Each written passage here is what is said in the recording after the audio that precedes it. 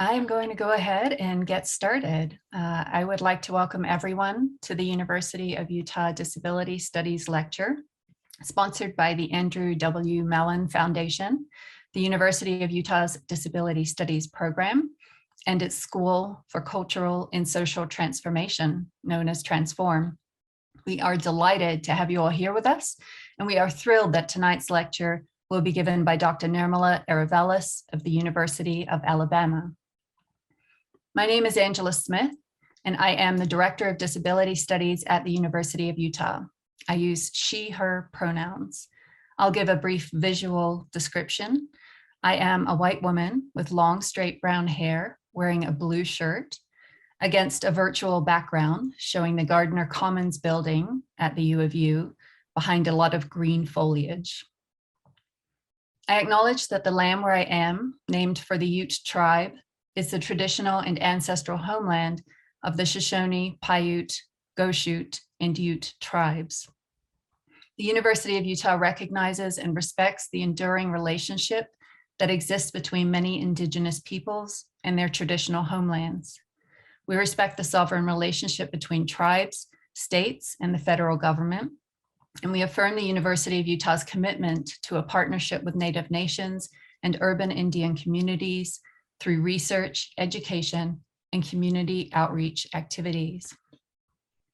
This event is a Zoom webinar. We welcome our ASL interpreters, Claren and Melody. The event is set to gallery view to show their videos throughout. We also welcome our captioner, Denise. If you click the CC icon at the bottom of the screen, or click more and then CC, you can select live transcript or show subtitle. Thank you to our interpreters and captioners for their work this evening. The chat will not be available for this event. However, we do have the capacity to ask questions of Dr. Erevelles for the Q&A following the lecture. The Q&A will be visible initially to panelists only. You may enter a question at any point in the talk. After it is answered, your question may be made visible to all attendees. We will get to as many questions as we have time for in the Q&A.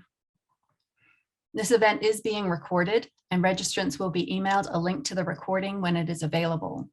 You can also look for the recording on the U of U Transform YouTube channel or the Transform homepage, transform.utah.edu. Before we start, I'd like to offer immense gratitude to those who've made this event possible. A big thank you goes to the Dean of Transform, Dr. Catherine Stockton, for her constant and continuing support of disability studies. Thank you also to our amazing Assistant Dean, Estela Hernandez, for all her work in organizing and running this webinar. Thank you also to Kaya and Eunice from our wonderful EDI team for their promotional support and technical advice. And boundless gratitude, as always, to my fabulous colleague in disability studies, Dr. Leslie Fry. I'm now going to hand over to Leslie, who will introduce us to tonight's speaker.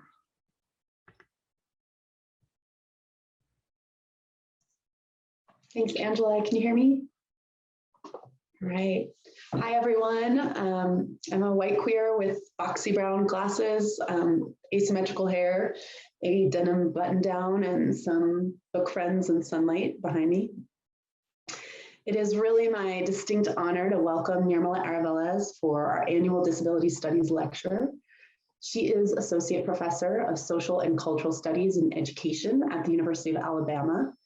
Her research and teaching have meaningfully contributed to an impressive range of scholarly fields, including disability studies, critical race theory, transnational feminism, sociology of education, postcolonial studies, carceral studies, and more. In Nirmala's words, she has focused on the unruly, messy, unpredictable, and taboo body, a habitual outcast in educational and social contexts. Contexts that she's explored at the site of schools, prisons, courtrooms, in transnational economic policies, sex education curriculum, care work relations, and at the sites of war, exploitation, and slavery. Nirmala's 2012 book, Disability and Difference in a Global Context Towards a Transformative Body Politic, is an essential text in the field of disability studies, one which deeply troubled the existing framework of the field upon its publishing, but also remains an emergent source of new directions in the field today. The book, which was awarded the Critics' Choice Award from the American Educational Studies Association, directs our attention to the social and economic production of disability on a global scale, the conditions of structural violence that call into question celebrations of disability as a fixed identity or a site of political citizenship. Nirmala also offers a foundational theorization of Blackness and disability, which I revisit at least annually, figuring transformative possibilities through what she calls a historical materialist analysis of disability, one that centers the brutal violence unleashed on captive flesh. Her early methodological commitments to this approach here and in other iterations of her research shaped what was later termed the materialist turn in disability studies. Her book has retained an almost uninterrupted place among the half dozen or so books that there's room for on my desk for years, while others cycle in and out as I write and teach, for its utility and importance to how I think and what I need to remember in order to remain accountable to the communities and politics that matter most to me. Nirmala's contribution to the field of education and the subgenre of discrit, critical disability studies in education, deserves special mention. She has brought her characteristic incisive analysis to bear on special education, which she theorizes as a postcolonial ghetto, on the production of the cognitively disabled subject, the policies and curriculum around sex education, and the historical practices of segregation in contemporary schooling. Articles like Crip and Jim Crow, for example, an early topic in our disability studies reading group, also further develops the field of carceral studies. Theorizing the role of disability in materializing the school to prison pipeline, Nirmala calls for investments in empowerment over racialized discipline. Nirmala has been doing such political, relational, intersectional analysis of race, disability, caste, class, gender, and sexuality before those keywords were more popularly legible and well before disability studies gained the kind of institutional recognition that would allow for a division like the one we have here at Transform. She has an incredible knack for queerly reading real-life moments through this lens, both the quotidian interpersonal matters of living under racial capitalism and the large-scale popular and catastrophic events that shape these smaller moments. Nirmala's research and her dedication to teaching, which has been formally recognized, is matched by her embodied practices of collaboration. This takes shape in her commitment to mentorship, her practice of positioning herself ethically and fluidly within her scholarship, her consistent engagement with grassroots social movements, and her unwavering skillfulness and generosity as a colleague. I would argue that we need such models of solidarity within academia as well as outside of it. Indeed, as we face the unfolding crises of climate and health injustice, proliferating austerity politics, and the accompanying opportunism of disaster capitalism, we are in desperate need of rich theoretical and practical approaches to the normalization and mutation of these forms of structural violence. To that end, Nirmala's work offers a pressing case for transnational solidarity. It is my absolute pleasure to welcome you, Nirmala.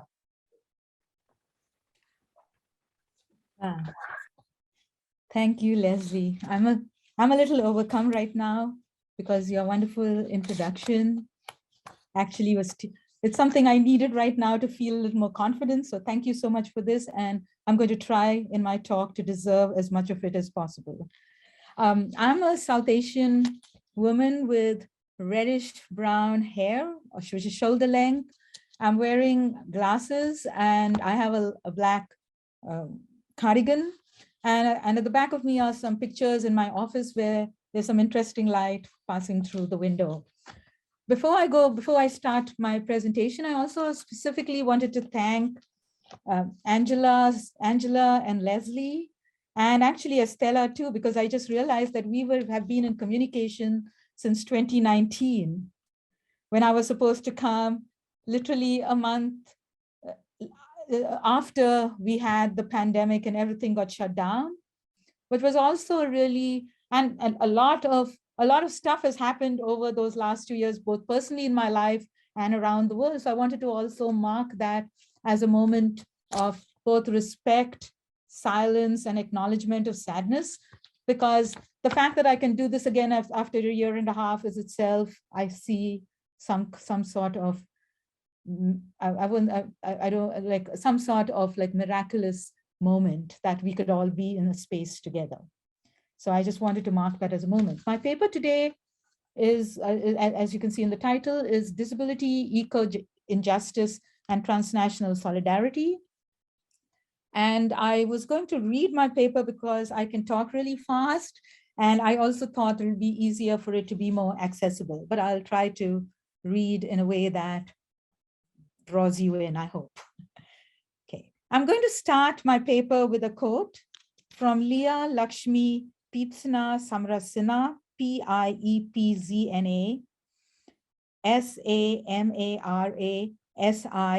Samarasina. In this quote, Leah writes, "When the wind blew from Norton's ceramic abrasive tile plant, you wanted to puke at my school 500 yards away. Every year, another teacher came down with alopecia. Another teacher got breast or colon cancer. I was 19 when my mother was diagnosed with stage 4 ovarian cancer. The first girl I ever kissed grew up in Leicester, where there was a little uranium leak in the 80s. She found out she had invasive cervical cancer at 28 in her first pap smear in 10 uninsured years," unquote. This quote is from the author of Care Work, Leah Lakshmi Piepzna Samrasina, a Toronto and Oakland-based poet, writer, educator, and social activist. Her writing and performance art documents the stories of queer and trans people of color, abuse survivors, mixed race people, and diasporic South Asians and Sri Lankans who are already building, and I quote, actually this is a quote from Eli Clare, "radically resilient, sustainable communities of liberation, supporting this wildly liberating vision of disability justice," unquote. I want to be very careful here about appropriating this term, disability justice, a term that was coined by the original disability justice community, Patty Byrne, Leroy Moore, Mia Mingus, Eli Clare, Sebastian Margaret, and of course, Piepzna Samrasina. Activists who have done much to create an intersectional revolutionary disability politics. Disability justice, as envisioned by this collective, is not the sort of organized, dreary, ideologisch, pragmatic, and pedantic notion of justice that is bandied around in progressive academic circles for academic honors and academic accolades. Instead, there is a gritty materiality embodied in this movement work that Piepzna Samrasina describes as follows. You want to know how you'll know if you're doing disability justice? You'll know you're doing it because people will show up late. Someone will vomit.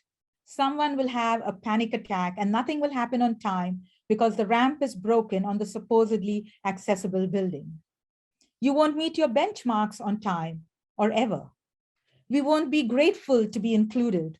We will want to set our own agenda. And what our leadership may look like, what our leadership looks may include long, sick, or crazy leaves, being nuts in public, or needing to empty an ostomy bag and being on Vicodin at work. It's slow. It's people even the most socially justice-minded, abled folks stare at or get freaked out by. It looks like what many mainstream people have been taught to think of as failure, unquote.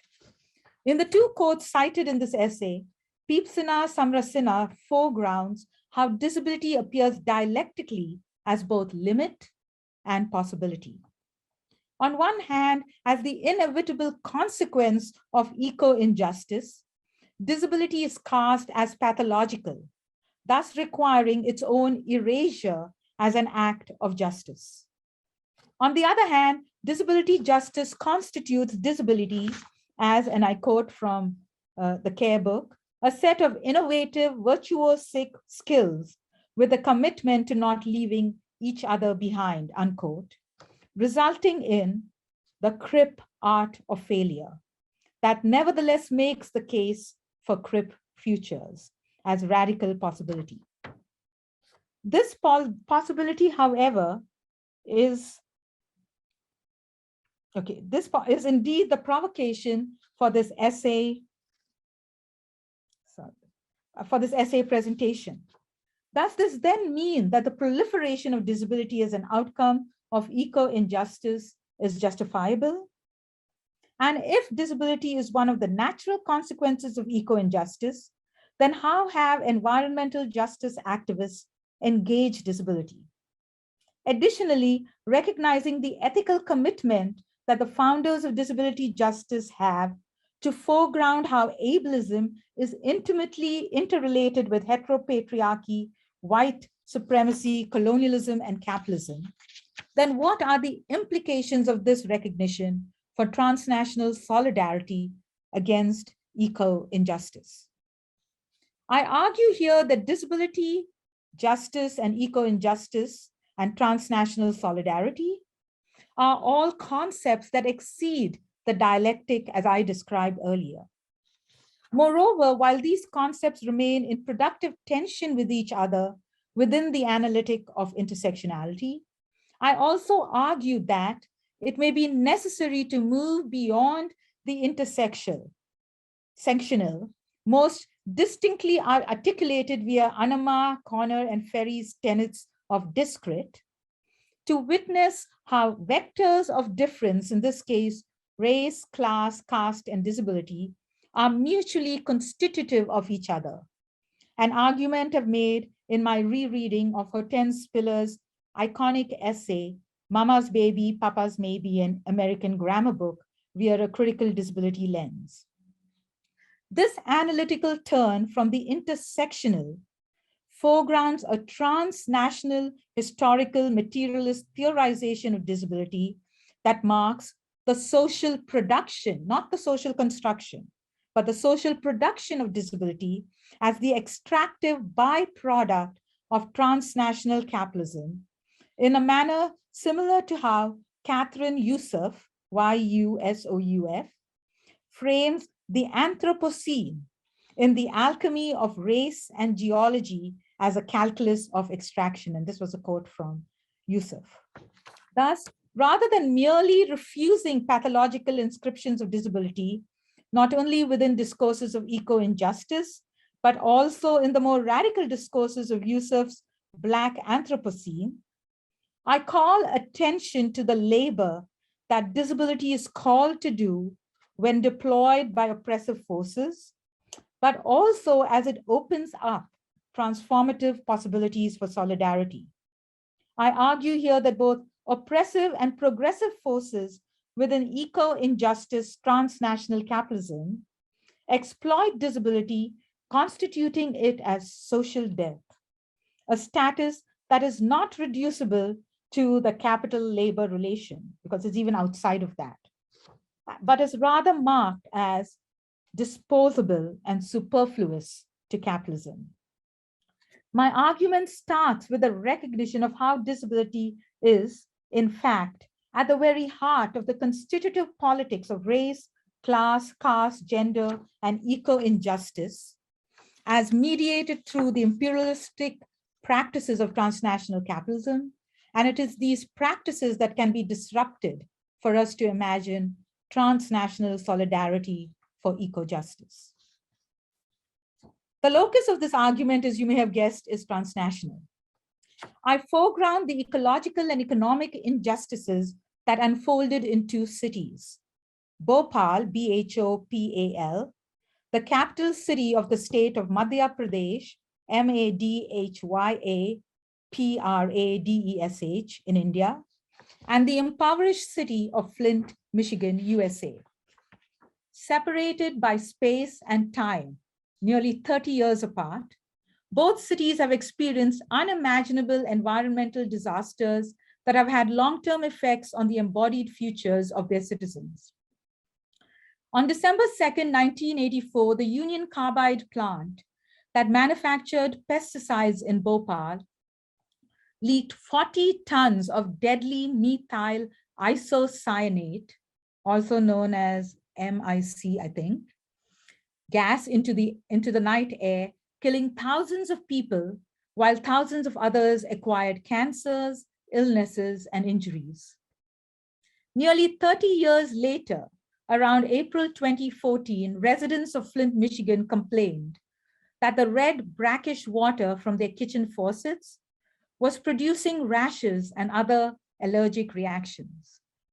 Simultaneously, a local pediatrician noticed that children were testing positive for dangerously high levels of lead in their bloodstream.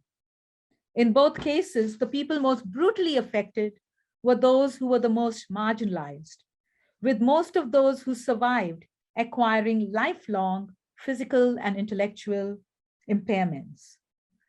In Bhopal, more than 13,000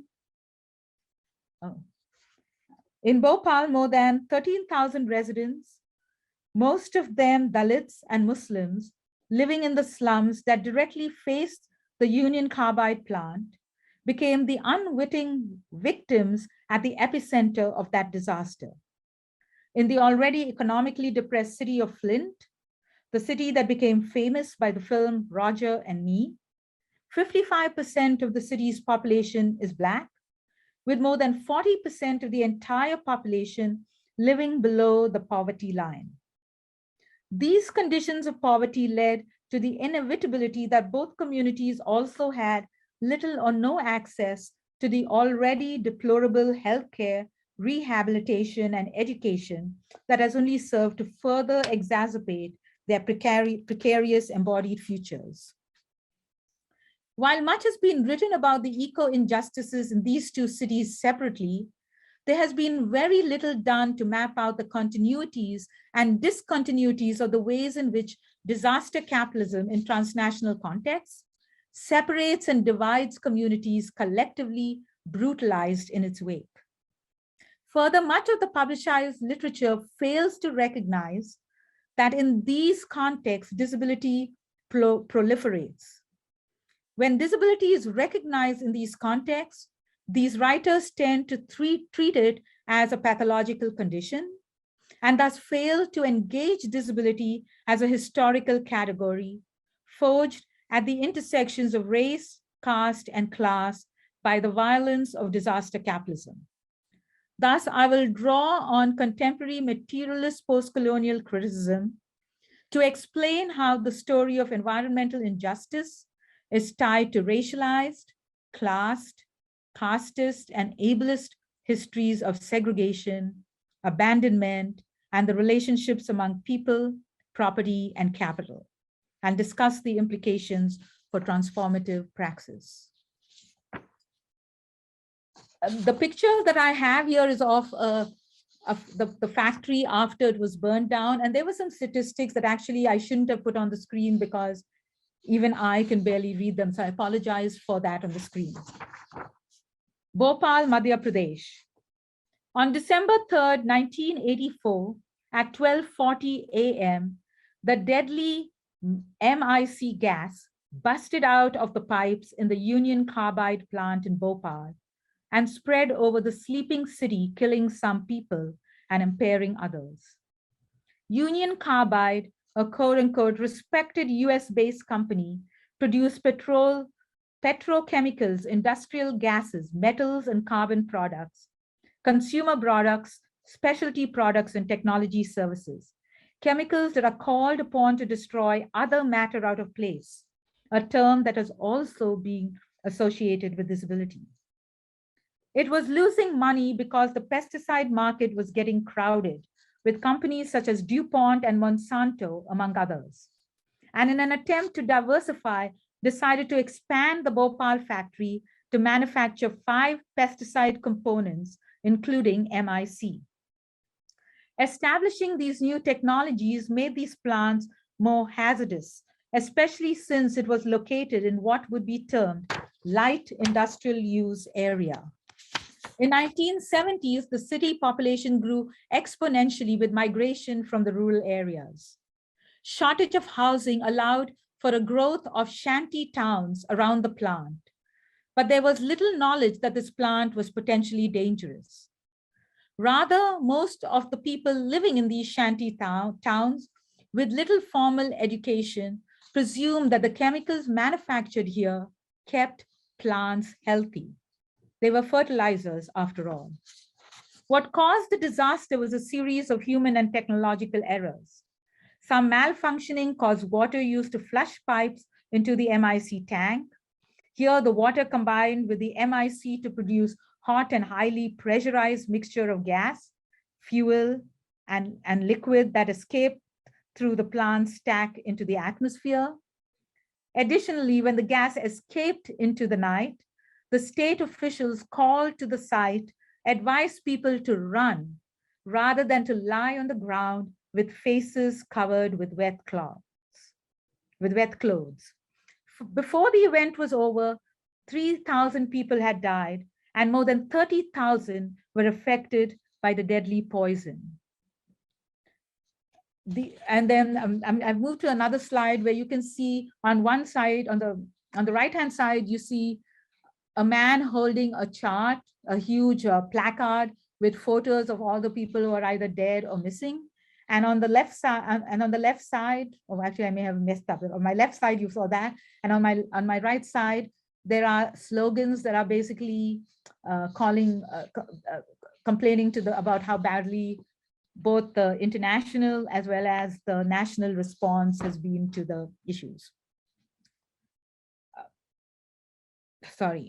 These numbers were, however, highly disputed because it is hard to count people who were unaccounted for in census data. Uncounted bodies are disposable bodies.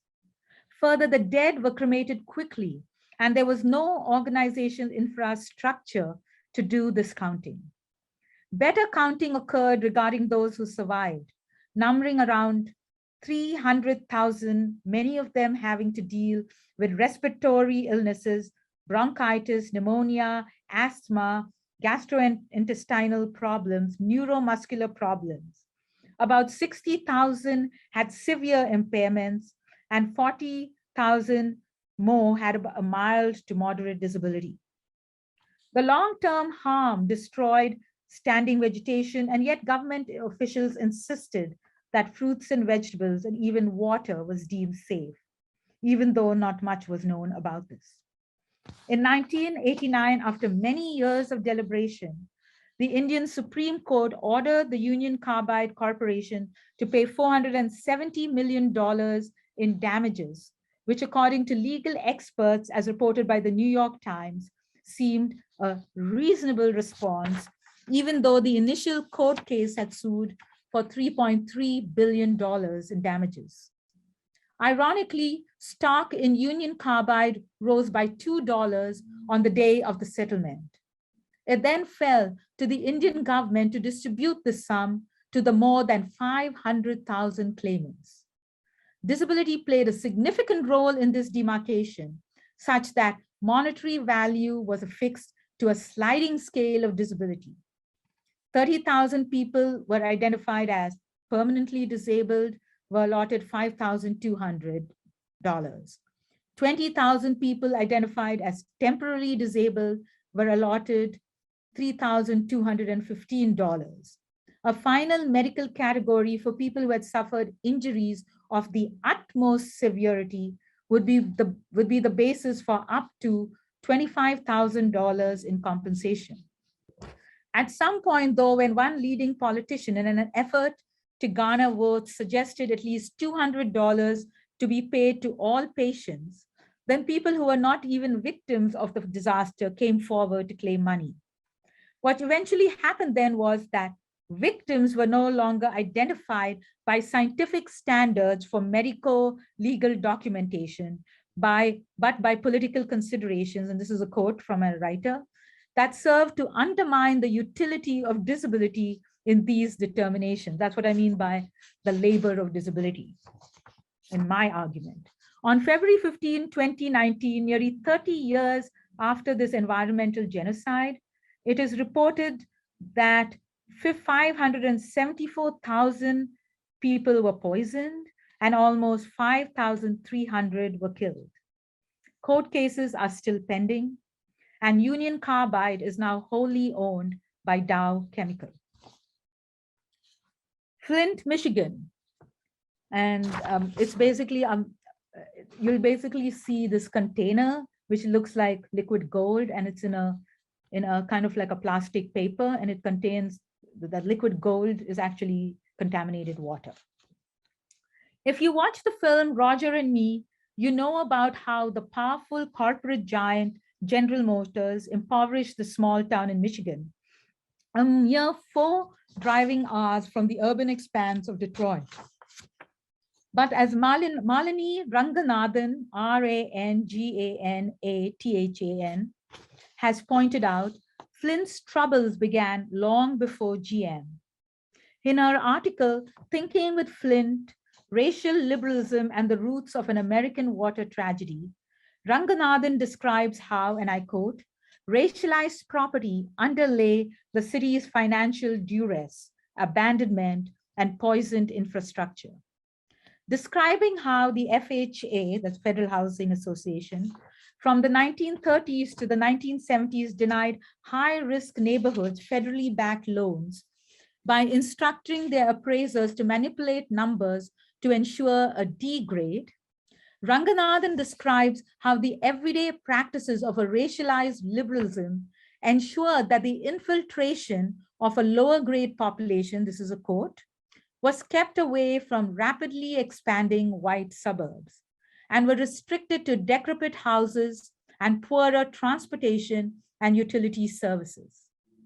By 2014, nearly half of Flint's 100,000 residents lived below the poverty level. The city of Flint had been receiving water from the Detroit Water and Sanitation Department since 1967, whereas water costs were comparable to many of the other suburbs served by the DWSD, that's the Detroit Water Sanitation Department. It was, however, only in 2013 that the city was called out for an unprecedented rise in its water bill from an average of $27.17 to $59.37. In efforts to address a $9 million deficit facing Flint's water supply fund, Governor Rick Snyder instituted an emergency management system switching the water supply to Karegnondi, Karegnondi Water Authority, or the KWA, citing costs less than 25% of the projected water costs.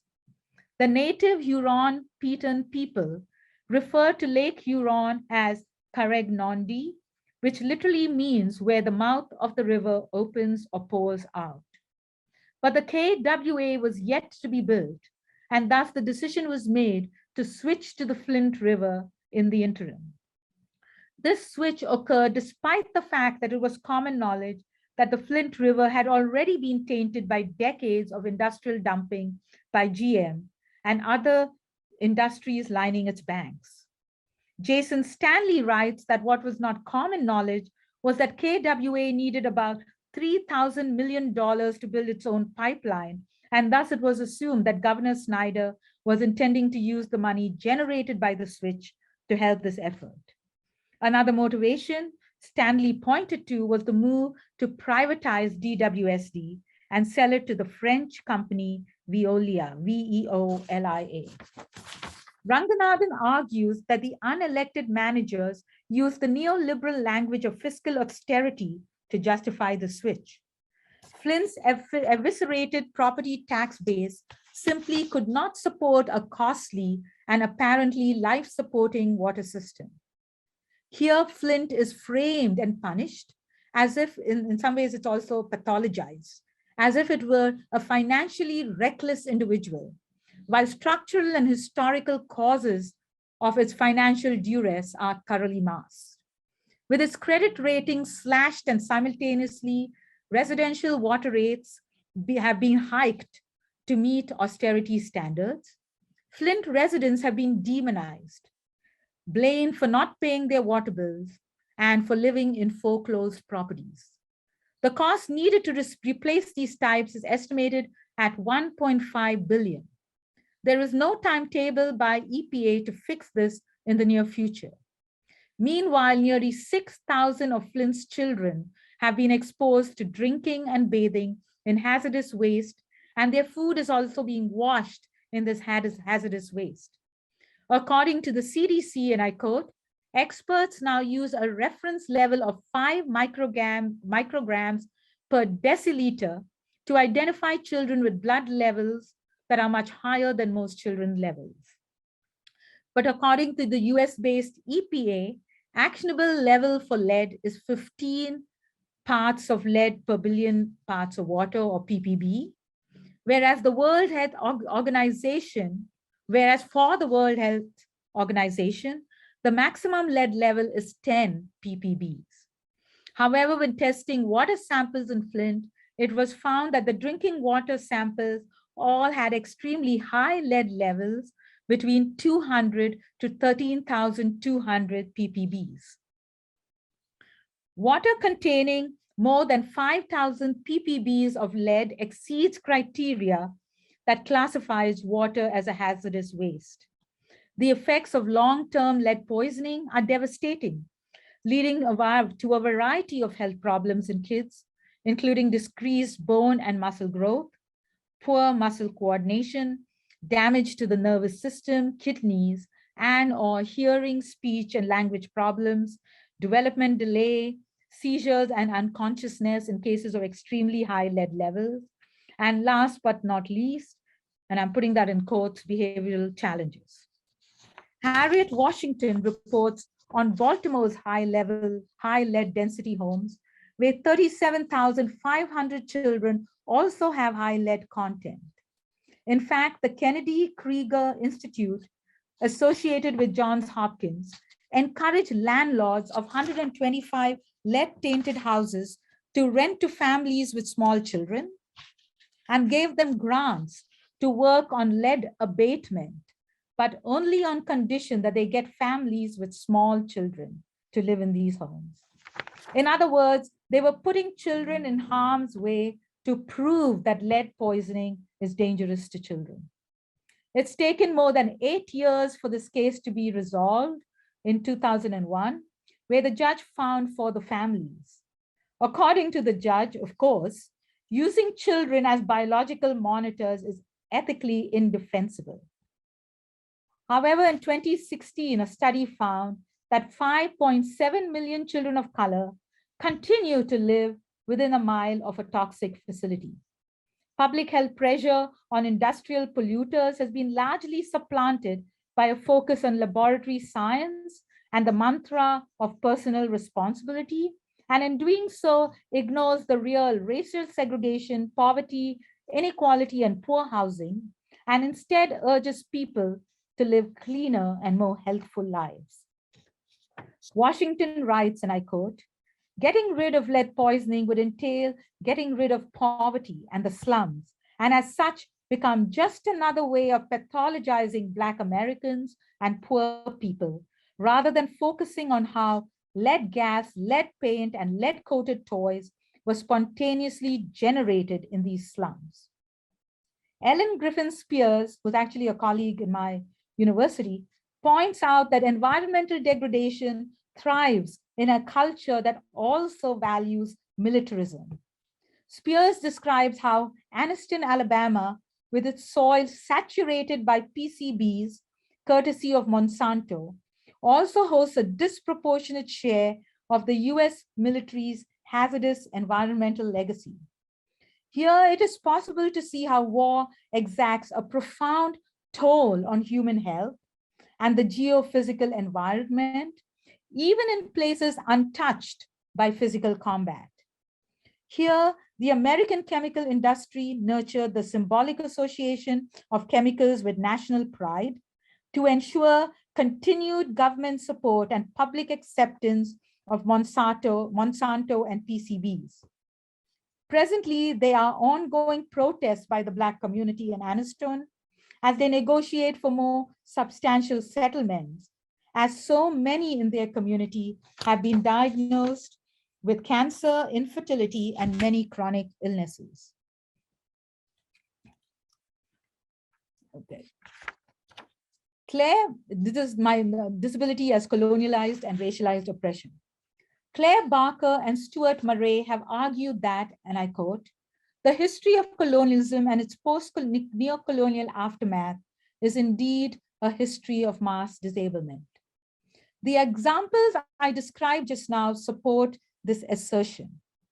Most critically, disability here is not an apolitical construct, the embodiment of natural difference. Instead, here, disability is a historical materialist construct. Its production occurring amidst what disaster specialists term complex emergencies that include mixtures of civil strife, famines, genocidal activities, epidemics, and large-scale displacement and movement of refugees. Thus, Carrigan argues that, and I quote, these experiences are centrally implicated in the production of disability, which in many post-colonial states is a constitutive feature of community life. Not only do physical and psychological disabilities proliferate in disaster zones, but people with disabilities also represent one of the highest risk categories in terms of vulnerability to disasters, as is now evidenced in the recent Russian aggression against Ukraine. A point that is especially true of economically underprivileged post-colonial states in which medical care and institutional support networks are often lacking.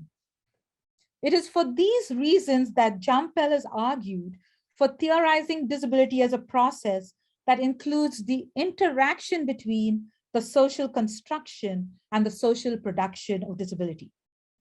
The social construction of disability refers to the ways language and culture shape ideas of what bodies and minds are normal, and the ways in which ideas about the normal lead to social conditions in which people are handicapped, disabled, or whatever by their environments.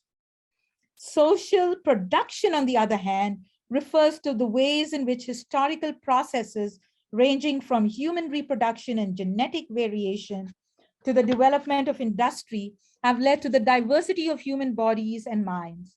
And these are what I would call material differences.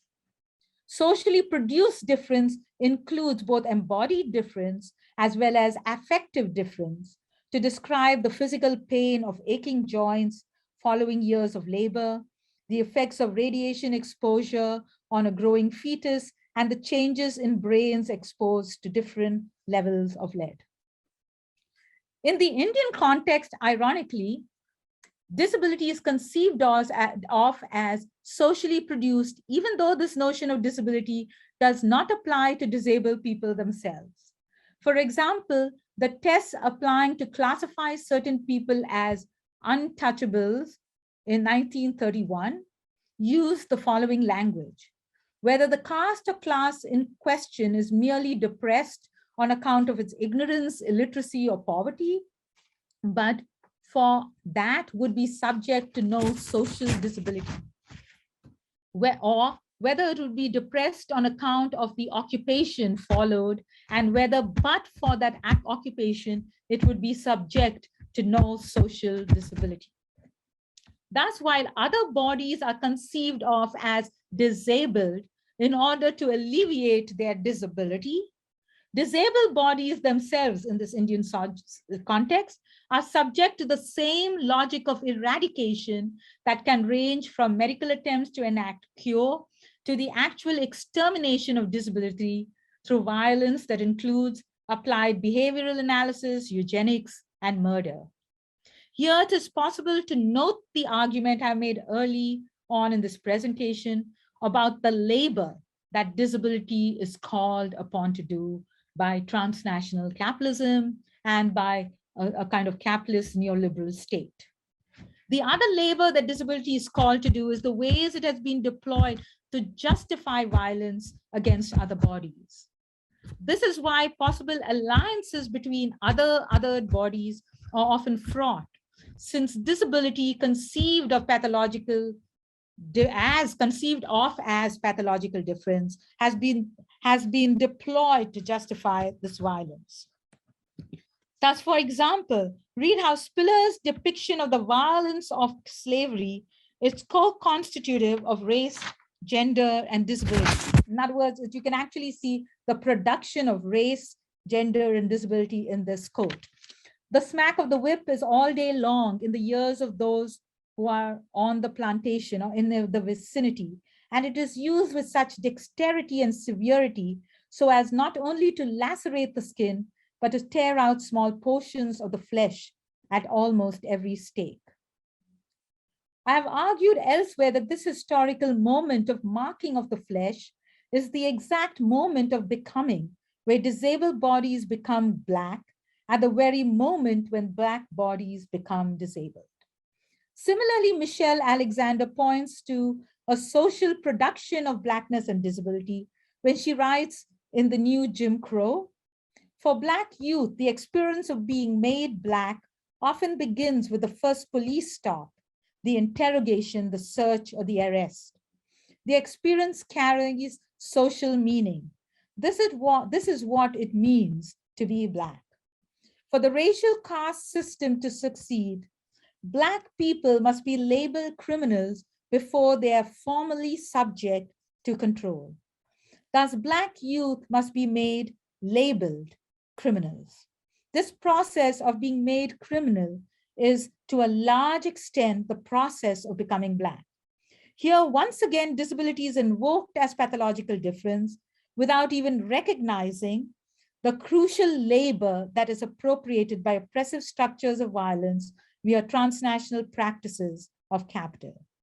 And additionally, these invocations of disability as pathological difference is very central to the production and the enablement of empire. This has been vividly described by Jasbir Puar, Jasbir, and then her last name Puar, in her book, The Right to Maim, where and I quote, the Israeli state manifests an implicit claim to the right to maim and debilitate Palestinian bodies as a form of biopolitical control and as central to the scientifically authorized humanitarian economy.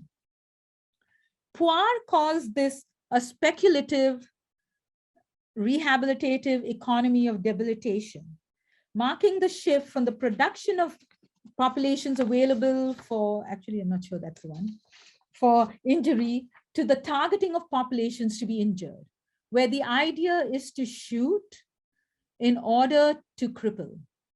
Here, maiming results in the dual production of permanent disability via the infliction of harm and the attrition of life support systems that might allow populations to heal from harm. This is also a quote from Puar. While Puar invokes the Foucaultian conceptualization of biopolitics and the Deleuzian construct of assemblage to support her conceptual shift from disability to debility, my own project is a little different. My argument conceives of disability as a historical materialist construct whose labor is appropriated in the production of, or more specifically as constitutive of, difference. In other words, my project makes the production of disability central to the maintenance of empire and its violent ideologies and practices of anti-Blackness, imperialist practices of extraction, exploitation, and appropriation, and the brutal necropolitics that include the right to maim. Yet, even though disability is central to the production of empire, it is invoked as an inevitable pathology, the outcome of this unspeakable violence. For example, Catherine Yusuf's project in her book, A Billion Black Anthropocene or None, describes how the humanist project, articulated via the Anthropocene, is dependent on a virulent materialist construction of anti-Blackness that invokes a particular notion of disability. She argues for the necessity to, and I quote, understand Blackness as a historically constituted and intentionally enacted deformation in the formation of subjectivity. a deformation that presses an inhuman categorization and the inhuman earth into intimacy. This contact point of geographical proximity with the earth was specifically constructed as a node of extraction of properties, which is the materiality that she's really talking about, and personhood. At the same time, this forced intimacy with the inhuman was repurposed for survival and formed into a practice for remaking other selves that were built in the harshest of conditions. The proximity of Black and brown bodies to harm in this intimacy with the inhuman is what I call the Black Anthropocene. It is an inhuman proximity organized by historical geographies of extraction, grammars of geology, imperial global geographies, and contemporary environmental racism. It is predicated on the presumed absorbent qualities, that's the pathologization that she's referring to, of Black and brown bodies to take up the body burdens of exposure to toxicities and to buffer that violence of the earth, literally stretching across the seismic fault lines of the earth. The Black Anthropocene subtends white geology as a material stratum. I cited this quote in full so that you could catch the rhythms of this poetic prose, where disability is an absent presence that both exemplifies as well as is exemplified in the act of extraction for both oppressive and transformative purposes. I argue here that both oppressive and progressive forces within eco-injustice transnational capitalism exploit disability, constituting it as social death, a status that is not only reducible to capital labor relation, but is also marked by as superfluous to capitalism. Herein lies the contradiction. My argument starts with a recognition of how disability is in fact at the very heart of the constitutive politics of race, class, caste, gender, and eco-injustice, as mediated through the exploitative structures, imperialist practices of transnational capitalism. And it is to these practices and structures that need to be disrupted in order for us to construct transformative practices of transnational for justice, a transnational solidarity for eco-justice. And I have just a couple more pages. Am I doing okay on time? I guess so. I'm just going to finish it. Okay.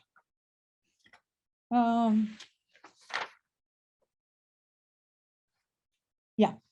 I especially appreciate Gina Kim's dissertation, Anatomy of the City, Race, Infrastructure, and US Fictions of Dependency, where she takes up my own argument that disability is more than a singular identity, but rather disabled subjectivities are constituted via the social and economic transformations wrought by global capitalism. But then Gina Kim adds a brilliant nuance to my argument. Kim introduces the concept of infrastructure into the exploration of the anatomy of the city, where infrastructure refers not just to equipment, facilities, services, and supporting structures, but also organized systems like healthcare, emergency services, education, and law enforcement. All of these services that are, in Kim's word, indelibly tied to a city's well-being. Kim argues that rather than viewing race and gender and disability as entirely conceptual or epistemological formation or effects of the perceived social world, Kim demonstrates how infrastructure and its aesthetic of dependency register the impact, and I quote, of resource deprivation on racialized and minoritized bodies, what Lisa Lowe has called the material trace of history. Kim then asks, who is supported by infrastructure? Who is disabled by it? And which subjects, through the forceful extraction of their seen and unvalued labor, become the scaffolding, the living infrastructure for others' fantasies of independence? This is also a quote from Kim. The arguments I've just made here answer some of these questions regarding the production of disability within this context. But I also intend to follow another strand of Kim's argument regarding how state infrastructure creates a discourse of dependency that utilizes the labor of disability to shift its own failures onto bodies who have been most harmed by this violence. In Kim's feminist crip of color critique, they foreground the overused and violent trope of, and I quote, the welfare queen who only becomes legible as a rhetorical figure and epistemological object through narratives of disability. She is defined necessarily as a pathological mother, a social aberrancy to be rehabilitated through, excuse me, workfare programs. Through her alleged inability to mother, work, or reproduce properly, she furnishes a useful story for global capitalism to propagate itself through the dismantling of social safety networks. In this way, the discourse of the welfare queen operates as the definitive disability narrative of late capitalism, a cautionary tale of state dependency that enabled the reallocation of public resources towards elite interests. This is a crip of color critique. In contrast to this debilitating image, Kim draws on disability justice activists from working class communities of color who have refused these shaming monikers of dependency and instead envision environmental and social justice in terms of interdependency. Here I'm referring to Alison Kafer's more inclusive notion of cripkin when she writes, might be particularly useful for frames for extending our theoretical imaginings, whether thinking through the necessity of imagining kin differently in the age of climate change, or reckoning with the ways in which kinship networks have been pathologized, decimated, and destroyed through slavery, mass incarceration, settler colonialism, and eugenics, unquote. In other words, building coalitions of solidarity can be transformative, but require where we theorize cripkin as a site of power, friction, and potentiality that still holds through with sin invalids that the disability justice grassroots organization conceptualization of justice. The histories, and this I'm just reading this quote, and I'll be ending after this quote, the histories of white supremacy and ableism are inextricably entwined, both forged in the crucible of colonial conquest and capitalist domination. We cannot comprehend ableism without grasping its interrelations with heteropatriarchy, white supremacy, colonialism, and capitalism, each system co-creating an ideal body mind built upon the exclusion and elimination of a subjugated other from whom profits and status are extracted. 500 plus years of violence against Black and Brown communities includes 500 plus years of bodies and minds deemed dangerous by being non-normative. Again, not simply within able-bodied normativity, but also within the violence of heteronormativity, white supremacy, gender normativity, within which our various bodies and multiple communities have been deemed deviant, unproductive, and invalid. If we see how eco-injustice is shaped by these interrelated violence, then our response is to challenge the infrastructures and actual material practices that fail us. And through interdependence practices of care, we can build a solidarity of movement that is transformative. I am really sorry I took really long, and I hope you still have time for questions. That was wonderful, Nirmala. Thank you so much. And it really did strike me that in the 2 years of pandemic that have elapsed since we started planning your visit here, the one that we had to cancel at the start of the pandemic, I think this complex thinking through of disability in relation to race and class and colonialism, and its relationship to eco-injustice, it's all just become more evident and more urgent than ever. So I appreciate you helping put some of that in focus for us tonight and attending to all of the layers that are so important in understanding disability in the contemporary context. So thank you. We are going to make space now for further conversation and questions. So I would like to invite folks to put questions into the Q&A, and Leslie and I will take turns reading out those questions so that Nirmala might address them. So I'm going first to a question from Rua Williams.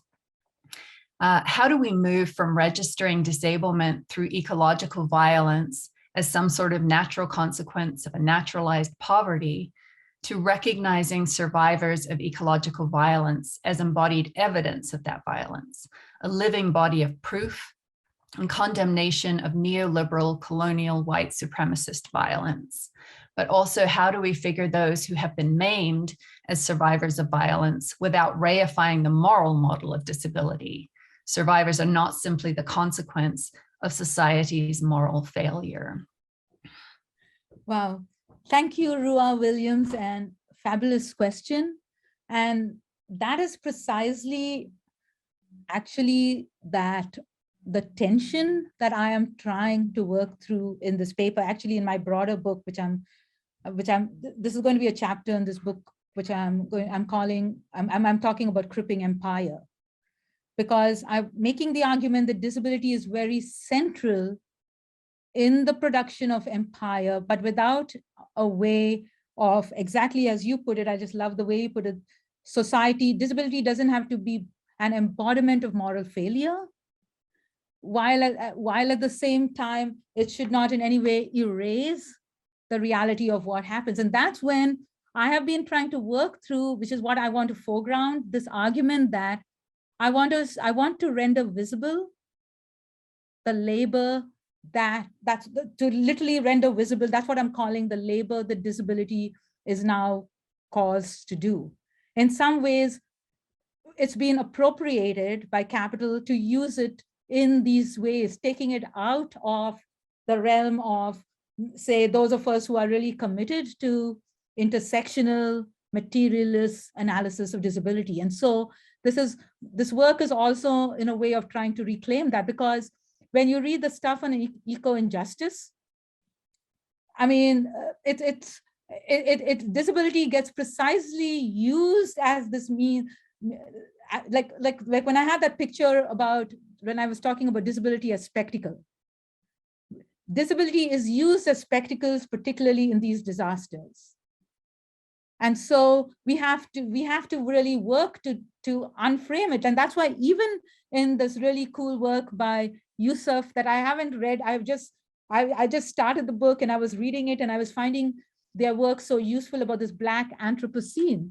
Their lack of engagement with what this would mean when you start producing this, when you start engaging with these notions of what you would say, you know, are all like all the pathologizing aspects that are so almost casually linked to disability without any question. So that's why that's why I also think that like I appreciated that we can now move from the social construction of disability by really talking about the social production of disability, because then disability doesn't become just an example, but it becomes a way of us from shifting it particularly. That's why I was also citing Gina Kim's work, because of shifting to the infrastructures that then create these forms of embodiment. And in some of my other work, I've also been really pushing about, like I really love Alison Kafer's question that has also been done by a lot of people in disability studies, the idea of disability futurity, because I felt that when I wrote my book that Leslie was, there was a part of me at the end of my book, like the book on disability in global context, that I felt that I would fall precisely into the critique that Rua, you just offered. And I was like, I need to be able to, in some ways, my second book is in a way of engaging precisely that argument about how do we presume crip futures, which is not just a kind of like a discursive breaking of normative, but to imagine crip futures within eco-justice, anti-capitalist and anti-Black, and anti, like the kind of the violence that's now been enacted on gendered identities in my state of Alabama. So how do we imagine CRIP futures that is broader than a certain embodied narrowness that happened before? So I'm sorry if I hope I answered it somewhat. And actually, I'm trying to answer it in my book. So thank you for the question.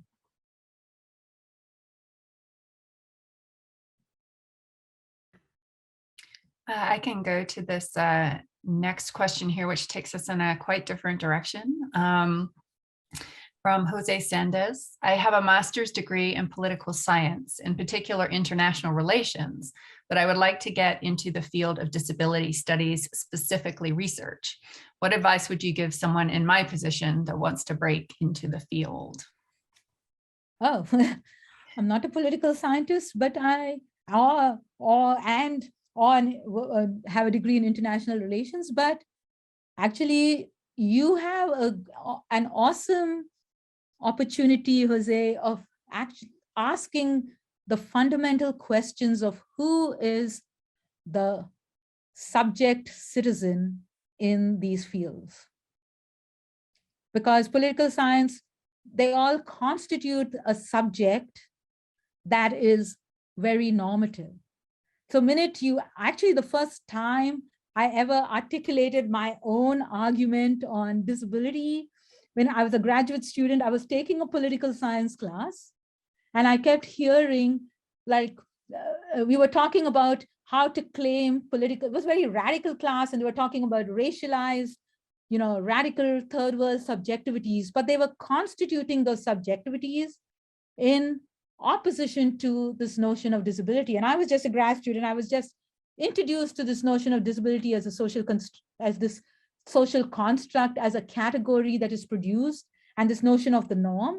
And I even dared, arrogant that I was as a 20-year-old, which I may not do right now, even dared ask the question about what would it mean if the subject was not, I mean, it wasn't so sophisticated, but why wouldn't you allow a disabled subject any kind of presence in that space?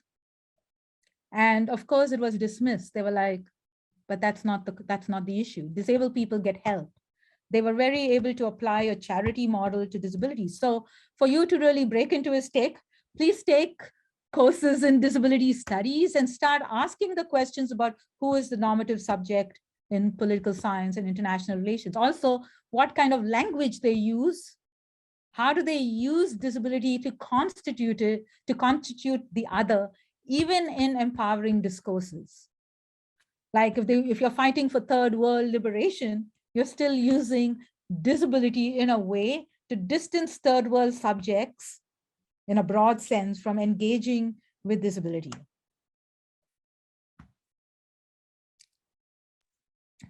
Thank you for that, Nirmala.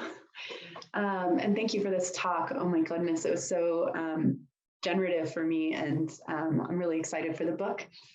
And there were a lot of moments. There were a lot of moments that I'm actually trying to, excuse me, I'm trying to think through right now. And one thing in particular is around social death. And I'd love for you to speak more about disability.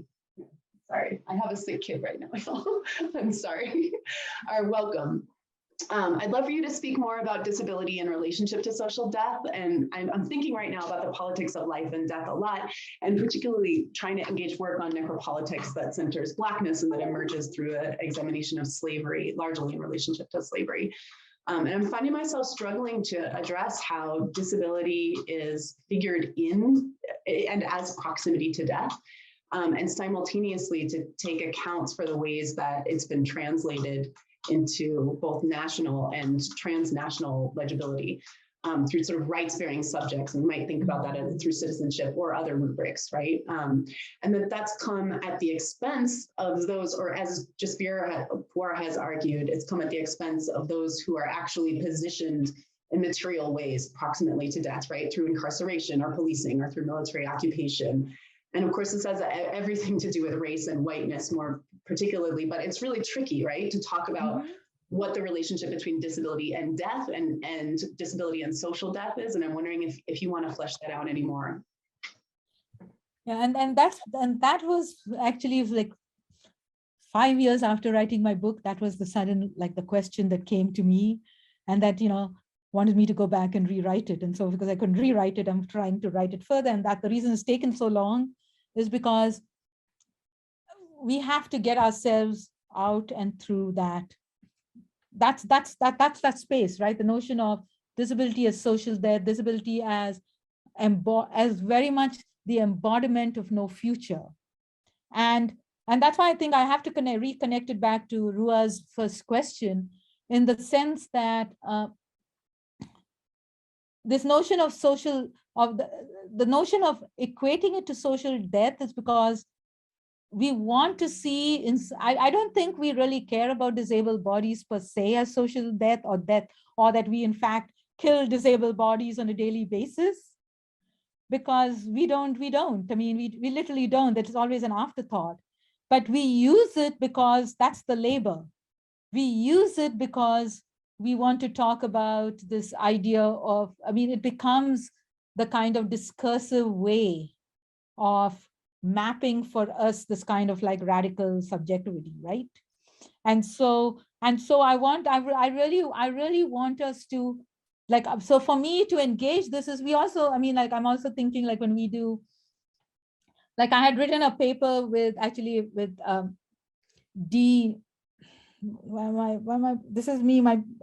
a paper with Dean Adams on where we used Agamben's notion of the idea of bios and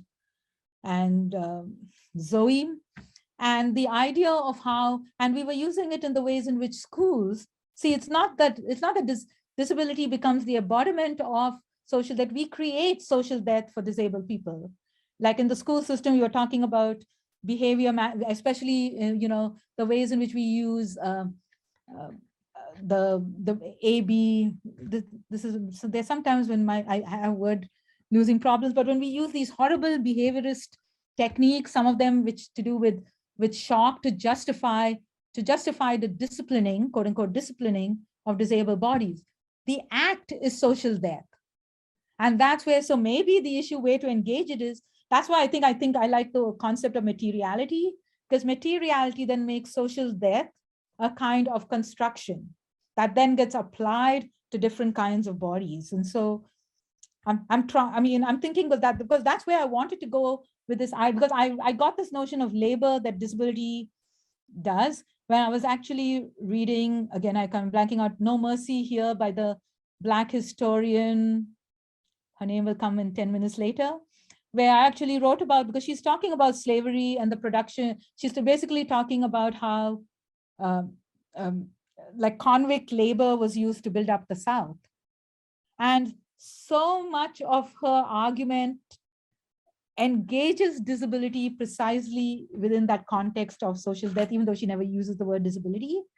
And so I start, and then even in some of Sadiya Hartman's work, so now I get to see, so I'm trying to make the argument of the labor that disability is called to do. But if we actually looked at it as practices and not, which is what a lot of people are using it as, disability as pathologically equated with death. That's why also constructing disability as a historical materialist category may get us out of that space of pathologization or as a site of embodiment. Because in its becoming, the becoming would then hit on the, and now I'm just thinking aloud, but fabulous question that's making me think. Thanks, Nirmala. I'm going to ask another question from our Q&A section from E. McKinley Hopf. Other than the reasons you already articulated, that they haven't been compared to each other, even though they're both pressing examples of what you're talking about, why did you specifically choose Flint and Bhopal to compare here? What prompted this comparison? Were there other cities or examples you thought about using, and were there any reasons that pushed you to focus on these two? Is there something about these two examples that links them in a particularly generative way for you? Or is the point rather that they're just two of seemingly infinite examples and you just had to choose at some point to focus your examination? Great question here too. And actually, I was writing about Flint, Michigan, because I'm also a professor in education. And I was actually writing about Detroit schools, and then you talk about Flint schools, and like Flint came up because it was so close in here. But then I'm Indian. And one day when I was wanting to write, like I was thinking about, actually I was invited to talk about some connection of South Asia and disability. And I was like, Bhopal, I was a child in India when Bhopal happened. I remember waking up and hearing the news and feeling the horror. But I had only childish memories of it because I was a child. And it was something that grown-ups talked about. And my father worked for a private capitalist company, and the manager of his company was supposedly had business interests in Bhopal. So there was a close, and I had parents who worked for Union Carbide, if not in Bhopal, also in other parts. So Bhopal was very close. And so when I started bringing them together, that's also something about cool when you're doing research is you're reading about a place and a time that's very different about Flint, Michigan, and you're thinking about it in a very different way. And then while you're reading, when I was reading about it, I remembered Bhopal, and I was like, wow. And then I went to start reading about the literature on Bhopal, and then I could see the similarities.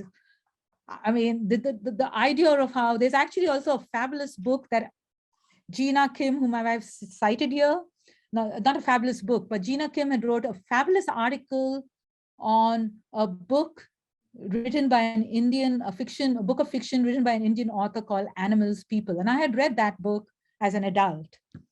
And it's actually, the book is on a disabled, the protagonist of the book is disabled in a very distinct way because of the gas explosion. That's why he calls himself an animal, right? That's him. He's become an animal. So and Gina Kim's analysis is the ways in which the tropes of disability get taken up.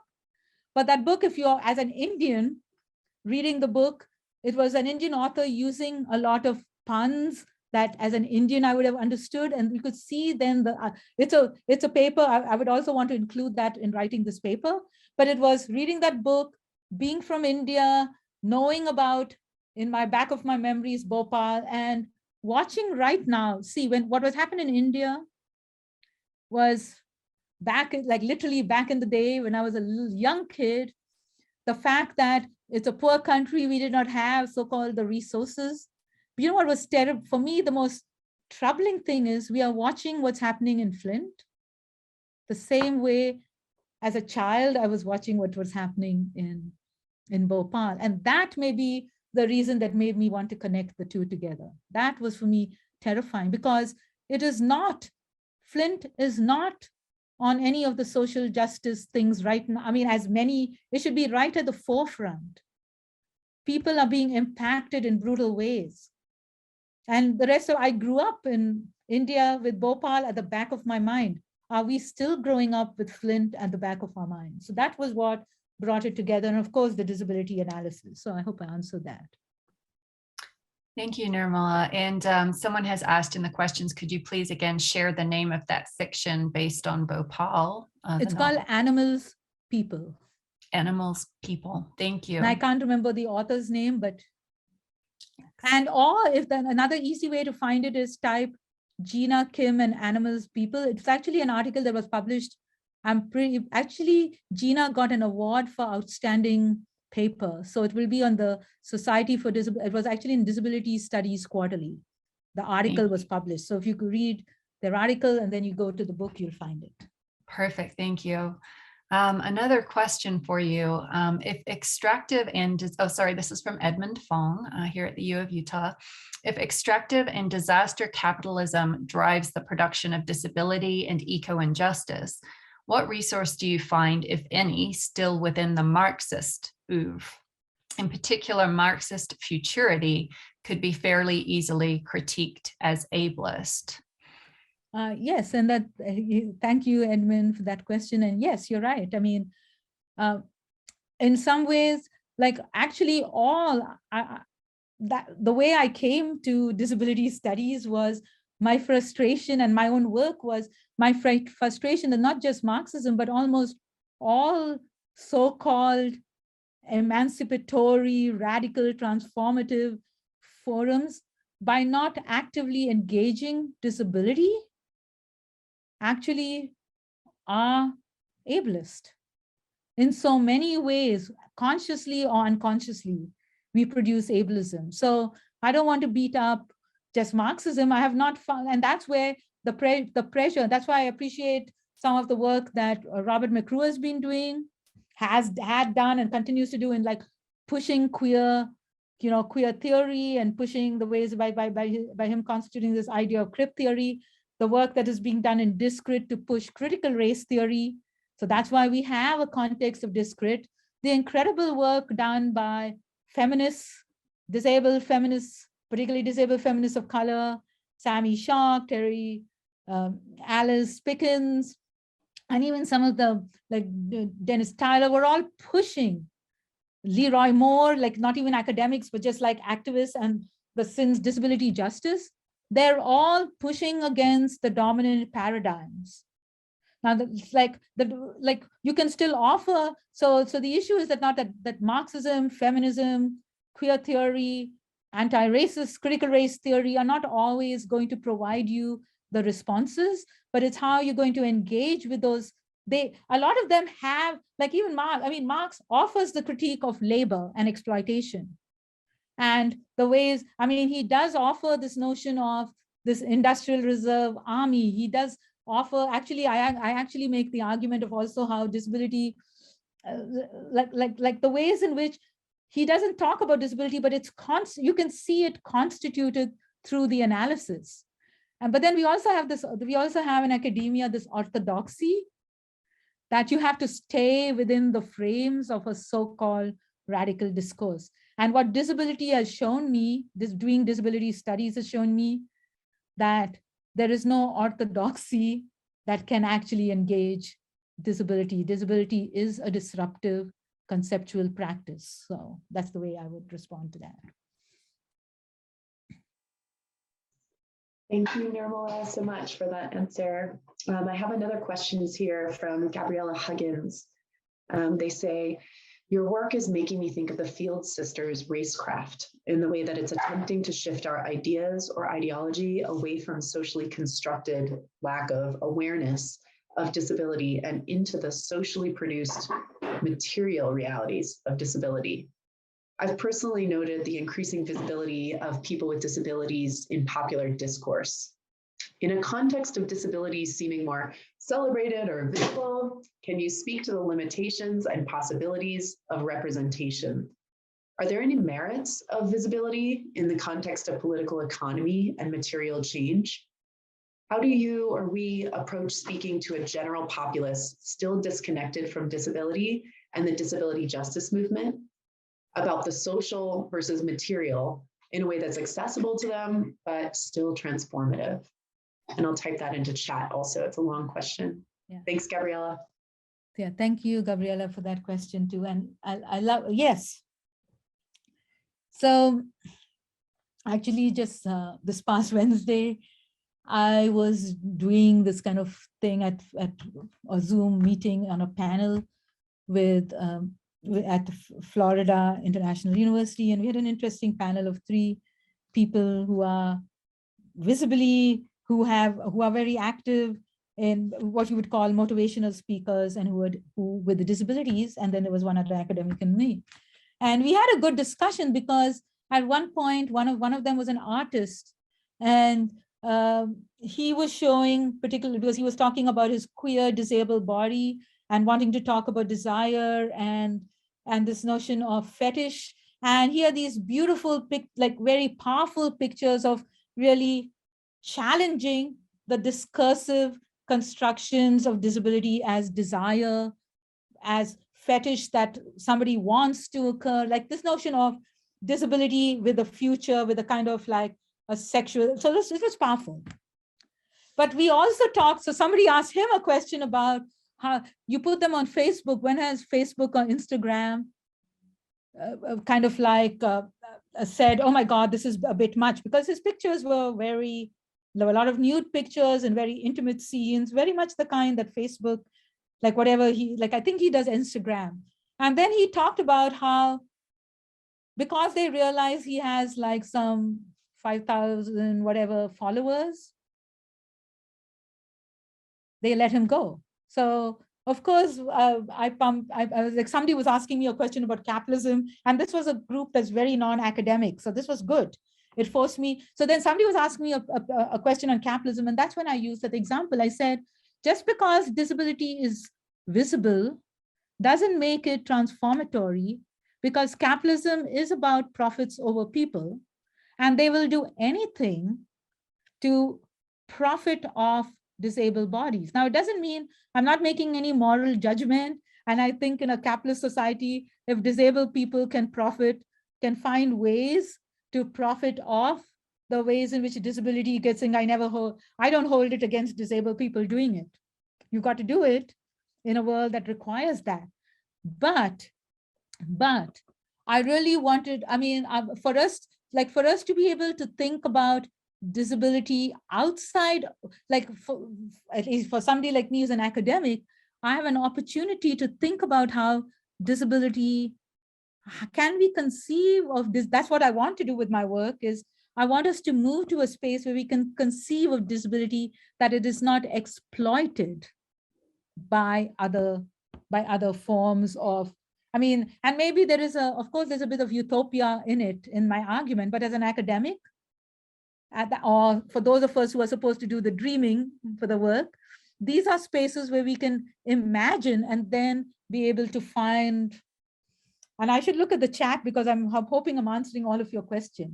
So in a sense that, yeah, so we need to move disability into the socially produced space. And then I was asking, if we are so fond of disability, why is it that we've been so violent to disabled people during COVID?